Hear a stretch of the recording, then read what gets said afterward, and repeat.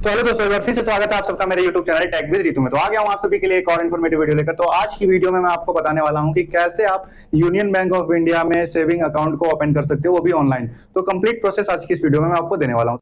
तो मैं आपको बता दूं, अगर आप यूनियन बैंक ऑफ इंडिया में सेविंग अकाउंट ओपन करवाते हो और उसमें आप जो मिनिमम जितना भी बैलेंस रखते हो, उसका जो आपको इंटरेस्ट है 2.75% से लेकर 3.40% तक एनुअली मिलेगा। और साथ ही साथ जो है आपको एटीएम कार्ड की सुविधा मिल जाएगी, नेट बैंकिंग की सुविधा मिल जाएगी, एसएमएस बैंकिंग, मोबाइल बैंकिंग, ये सारी सुविधा मिल जाएगी। और साथ ही साथ आपको चेकबुक और जो आपका पासबुक है और आपका एटीएम कार्ड है, वो आप चाहें तो आप तुरंत ब्रांच से जाके उसको विजिट करके ले सकते हो, या फिर आप जो है बाई पोस्ट भी जो है आप उसको रिसीव कर सकते हो। तो डॉक्यूमेंट के रूप में आपका जो आधार कार्ड है वो मस्ट होगा। आधार कार्ड से मोबाइल नंबर का लिंक होना बहुत जरूरी है। साथ ही साथ आपको पैन कार्ड चाहिए होगा, और उसके बाद आपको एक सिग्नेचर, एक फोटो रख लेना और एक सेल्फ डिक्लेरेशन अपलोड करना होता है। तो उसमें आपको क्या करना है, अपने डॉक्यूमेंट जैसे आपका आधार कार्ड हो गया, उसकी फोटोकॉपी निकलवा लेनी है, ठीक है। उसके नीचे जो है साइन करके आप अपलोड कर सकते हैं। साथ ही साथ आपको केवाईसी कैसे कंप्लीट करना है मैं वो भी बताऊंगा वीडियो के एंड में। तो वीडियो को कंप्लीट वॉच करिएगा बिना कोई स्टेप मिस किए, क्योंकि अगर आप कोई भी स्टेप मिस करोगे तो हो सकता है आपसे कोई गलती हो जाए और उसके बाद आपको असुविधा का सामना करना पड़े। तो वीडियो कंप्लीट देखिएगा। और साथ साथ अगर चैनल पर पहली बार आए हैं तो चैनल को सब्सक्राइब कर दीजिएगा, नीचे बेल आइकन होगा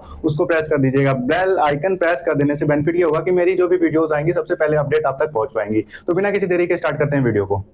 तो दोस्तों, सबसे पहले आपको अपना कोई भी ब्राउजर ओपन करना है। ब्राउजर ओपन करने के बाद आपको सिंपली सर्च बॉक्स में जाना है और वहाँ पे सर्च करना है यूनियन बैंक ऑफ इंडिया। ये लिख के आपको सिंपली सर्च कर देना है।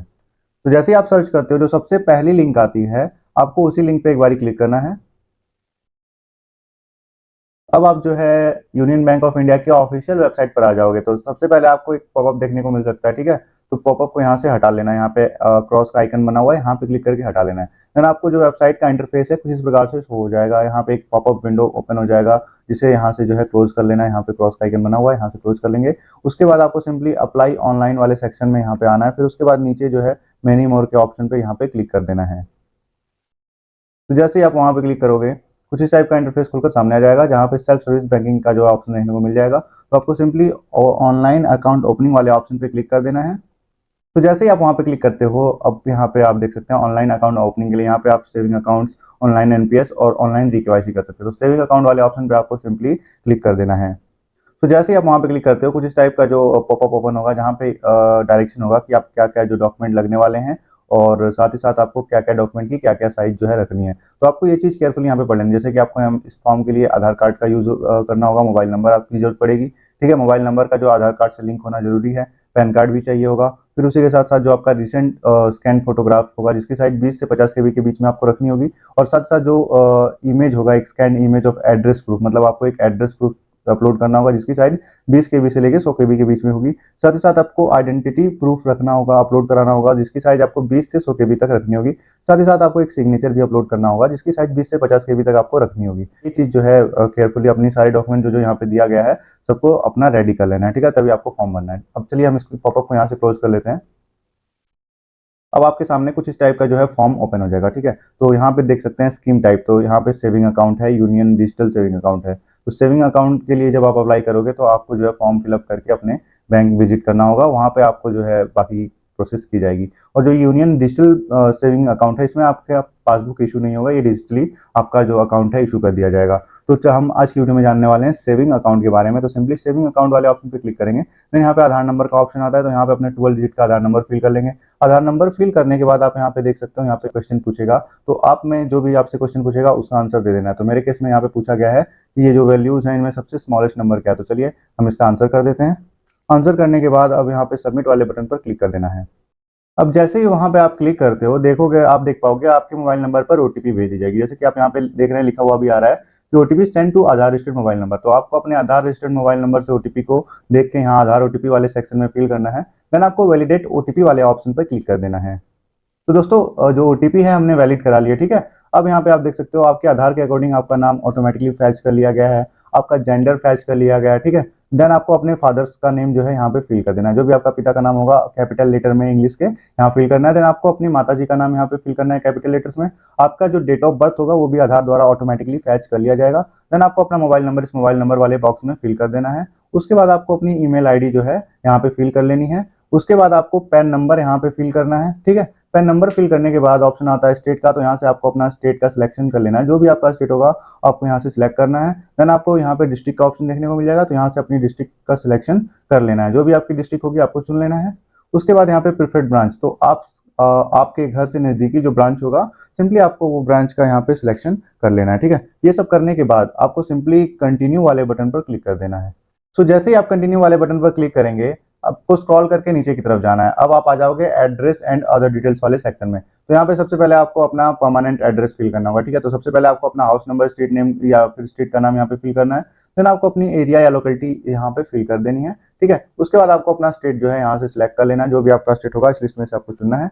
उसके बाद आपको अपनी सिटी का चुनाव यहाँ से कर लेना है, जो भी आपका सिटी यानी कि डिस्ट्रिक्ट होगा वो आपको यहाँ से सिलेक्ट करना है। पिन कोड होगा वो आधार के द्वारा ही ऑटोमेटिकली यहाँ पे फैच कर ली जाएगी, आपको यहाँ पे कुछ करने की नीड नहीं होगी, ठीक है। तो यहाँ पे आप देख सकते हैं नेक्स्ट ऑप्शन आता है कम्युनिकेशन एड्रेस। तो अगर आपका परमानेंट एड्रेस और कम्युनिकेशन एड्रेस अगर सेम है तो आप यहाँ पे ये जो बॉक्स है इस पर टिक कर सकते हो। इससे क्या होगा कि इससे जो ये ऊपर जो आपने पता फिल किया होगा वो ऑटोमेटिकली नीचे फिल हो जाएगा, ठीक है। अगर आपका कम्युनिकेशन एड्रेस डिफरेंट है तो आपको यहाँ पे क्लिक नहीं करना है, आपको मैन्युअली जो आपका कम्युनिकेशन एड्रेस है यहाँ पे बारी बारी से, जैसे हाउस नंबर हो गया, एरिया लोकेलिटी हो गया, पिन कोड हो गया, फिल कर देना, ठीक है। उसके बाद हम आ जाते हैं अदर डिटेल्स के कॉलम में। यहाँ पे देख सकते हैं आप अदर डिटेल्स का ऑप्शन है। तो सबसे पहले आपसे ऑक्यूपेशन पूछेगा, तो आपका पेशा क्या है आपको यहाँ से सिलेक्ट कर लेना, ठीक है। उसके बाद यहाँ पे रिलीजन पूछा जाएगा, तो जो भी आपका धर्म होगा यानी कि रिलीजन होगा यहाँ से सिलेक्ट करना है, ठीक है। उसके बाद यहाँ पे कास्ट पूछा जाएगा, तो आप जनरल, ओबीसी, एससी, एसटी किस कैटेगरी में आते हैं आपको वो चीज़ यहाँ से सिलेक्ट करनी है। देन आपसे एनुअल इनकम यहाँ पे पूछा जाएगा कि आपकी एनुअल इनकम कितना है, यानी कि वार्षिक जो आपकी इनकम है वो कितनी है। तो आपको अपनी वार्षिक यानी कि एनुअली इनकम यहाँ पे फिल करनी है।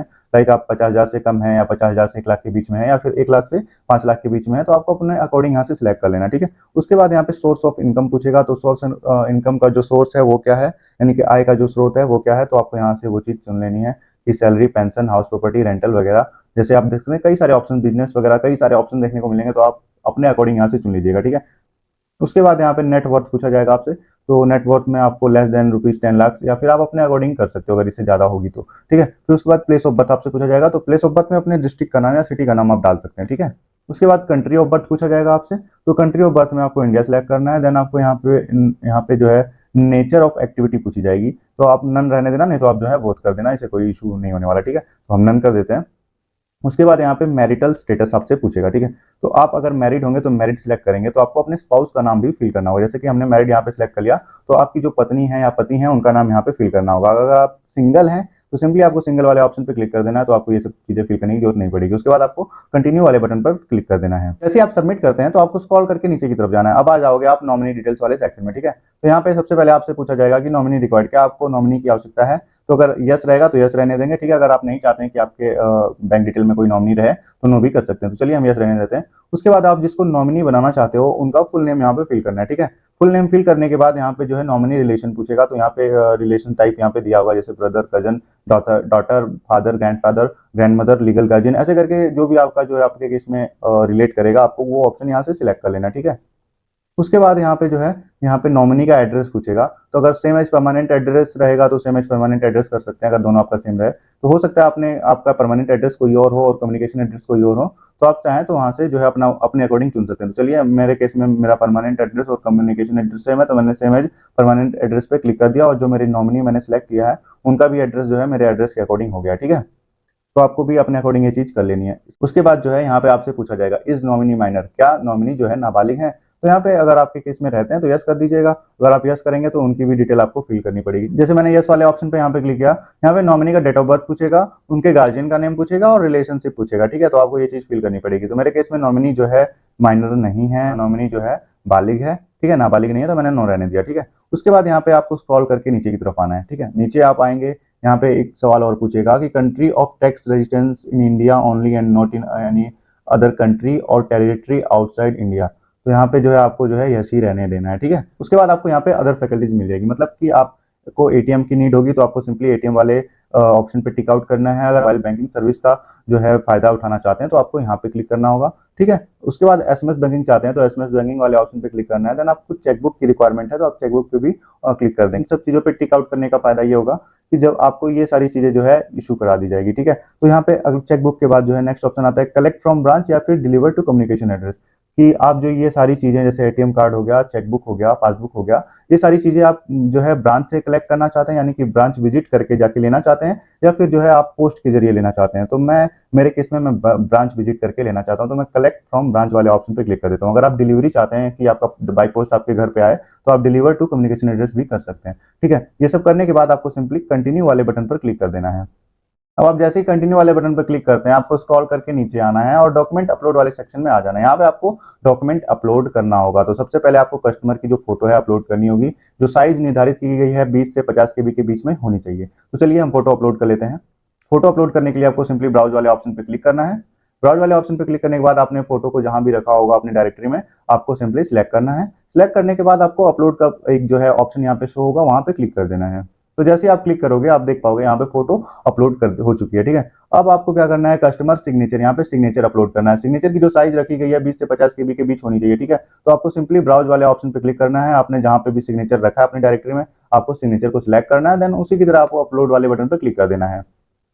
तो जैसे ही आप क्लिक करते हो, आपकी जो सिग्नेचर है वो भी अपलोड कर दी गई है। उसके बाद आपको सिंपली जो है आधार कार्ड इमेज, यानी कि अपने आधार कार्ड को अपलोड करना है, जिसकी साइज 20 से 100 केबी के बीच में आपको रखनी है। ठीक है, तो सिंपली ब्राउज वाले ऑप्शन पे क्लिक करना है। उसी तरह आपको जो है अपने आधार कार्ड को यहाँ पे अपलोड सिलेक्ट करना है, देन अपलोड कर देना है। ठीक है, उसके बाद आपको कम्युनिकेशन एड्रेस प्रूफ, यानी कि जो है अपना एड्रेस प्रूफ, जहाँ से आप मतलब पत्राचार किया जा सकता है, कम्युनिकेट आपसे किया जा सकता है, वो एड्रेस प्रूफ यहाँ पे अपलोड करना होगा। ठीक है, तो सबसे पहले यहाँ पे कम्युनिकेशन प्रूफ का ऑप्शन आता है, तो यहाँ से आपको चुनना है कि आप क्या करना चाहते हैं। ठीक है, सेल्फ डिक्लेरेशन, अलॉटमेंट लेटर और pension payment orders, property of municipal tax receipt, utility bill, communication. तो आपको यहाँ से सिलेक्ट करना है सेल्फ डिक्लेरेशन। ठीक है, सेल्फ डिक्लेरेशन फिल करने के बाद आपको अपने आधार कार्ड पे जो है, जो भी आपका आधार कार्ड होगा, नीचे साइन करके, आपको कुछ इस प्रकार से साइन करके उसके नीचे लिख लेना है कि मैं प्रमाणित करता हूं कि मेरे उपरोक्त दस्तावेज में जो दिया गया पता है मेरी निजी जानकारी में सही एवं सच है, इसमें ना तो कोई बात झूठी है नहीं छिपाई गई। इस प्रकार से आपको उसी के नीचे डिक्लेयर करके फोटो खींच के या फिर स्कैन करके फाइल को अपलोड करा लेना है। तो अपलोड कराने के लिए सिंपली आपको ब्राउज वाले ऑप्शन पे क्लिक करना है।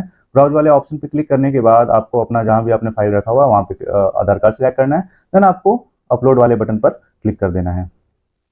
उसके बाद आपको सिंपली सेव वाले बटन पर क्लिक कर देना है। जैसे ही आप सेव वाले बटन पर क्लिक करेंगे, यहाँ पे एक पॉपअप शो होगा कि application saved successfully, your reference number is, आपका रेफरेंस नंबर भी यहाँ पे जनरेट कर दिया जाएगा। तो आपको ये रेफरेंस नंबर कॉपी करके कहीं या फिर लिख के रख लेना है। ठीक है, ये जरूरी होने वाला, अगर किसी भी केस में फॉर्म यहाँ से सर्वर इशू या फिर सर्वर कोई ग्लिच आता है या फिर आपका विंडो क्लोज हो जाता है, तो आप इसका जो है इस रेफरेंस नंबर के थ्रू अपना जो फॉर्म होगा, जो कि आप फाइनल प्रिंट निकलेगा, उसको आप डाउनलोड कर पाओगे या प्रिंट कर पाओगे। तो सिंपली हम यहाँ से अब ओके करते हैं। ओके करने के बाद आपको वापस सबमिट वाले बटन पर क्लिक करना है। अब जैसे ही सबमिट वाले बटन पर क्लिक करेंगे, यहाँ पे कुछ इस टाइप से मैसेज आ जाएगा, thank you, your online request has been registered, और फिर आपकी ट्रैकर आईडी भी यहाँ पे देखने को मिल जाएगी। ठीक है, तो आपको जो है अपना एप्लीकेशन फॉर्म को डाउनलोड करने के लिए यहाँ पे आप देख सकते हैं डाउनलोड एप्लीकेशन फॉर्म का ऑप्शन आ रहा है, यहाँ पे आपको क्लिक करना है। तो जैसे आप क्लिक करोगे, आपकी जो एप्लीकेशन फॉर्म है वो डाउनलोड कर दी जाएगी। तो जैसे कि आप देख पा रहे हैं, ये जो हमने जो अभी जो एप्लीकेशन सेविंग अकाउंट के रिगार्डिंग किया था यूनियन बैंक के, उसका जो एप्लीकेशन फॉर्म है यहाँ पे जो है डाउनलोड हो चुका है। तो इस प्रकार से दोस्तों आप भी एप्लीकेशन फॉर्म को आपको फिलअप करना है, देन आपको जो है ये जो पीडीएफ फाइल है इसका प्रिंट आउट निकलवा लेना है। ठीक है, अब केवाईसी के लिए आपको क्या करना है, प्रिंट आउट निकलवाने के बाद आपने जो जो डॉक्यूमेंट अपलोड किए, जैसे आधार कार्ड, पैन कार्ड, इन सब की जेरॉक्स कॉपी और ओरिजिनल कॉपी को आपको जो है बैंक अपने जो भी ब्रांच लेके किया था वहां पे कैरी करना है। वहां पे आपको जो है सबमिट करना है। सबमिट करने के साथ ही साथ 2 मिनट के अंदर जो है आपकी केवाईसी वहां पे डन कर दी जाएगी, और साथ साथ जो आपका पासबुक होगा, पासबुक भी इशू करा दिया जाएगा। और अगर आपने चेकबुक और एटीएम कार्ड के लिए जो है बैंक विजिट वाला ऑप्शन सिलेक्ट किया होगा, तो ब्रांच पे ही आपको जो है आपका चेकबुक और एटीएम कार्ड भी इशू करा दिया जाएगा। और हाँ, वहां पे जब आपको स्टार्टिंग में जब आप जाएंगे केवाईसी के लिए, तो हो सकता है आपसे 1000 या फिर 2000 के बीच में जो है प्राइमरी अमाउंट मांगी जाए, लेकिन आप जो है वहां पे जमा करवा दीजिएगा। और अकाउंट एक बार ओपन हो जाने के बाद आप नेट बैंकिंग, यूपीआई और ये सारी फैसिलिटीज का इस्तेमाल कर पाएंगे, और आप चाहें तो अपना ये बैलेंस निकलवा भी सकते हैं। इसके लिए आपको जो है कोई भी एडिशनल चार्ज नहीं देना होगा, आप जीरो बैलेंस भी अपना अकाउंट मेंटेन कर सकते हैं। तो आशा करता हूँ वीडियो में दी गई जानकारी आपको अच्छी लगी होगी। जानकारी अच्छी लगी तो वीडियो को लाइक कर दीजिएगा, चैनल को अभी तक आपने सब्सक्राइब नहीं किया तो सब्सक्राइब कर दीजिएगा, और हाँ, नीचे बेल आइकन होगा उसको प्रेस करना मत भूलिएगा। अगर वीडियो इन्फॉर्मेटिव लगे तो वीडियो को अपने फ्रेंड सर्कल में शेयर भी कर दीजिएगा। तो मिलते हैं किसी और वीडियो में, तब तक के लिए जय हिंद।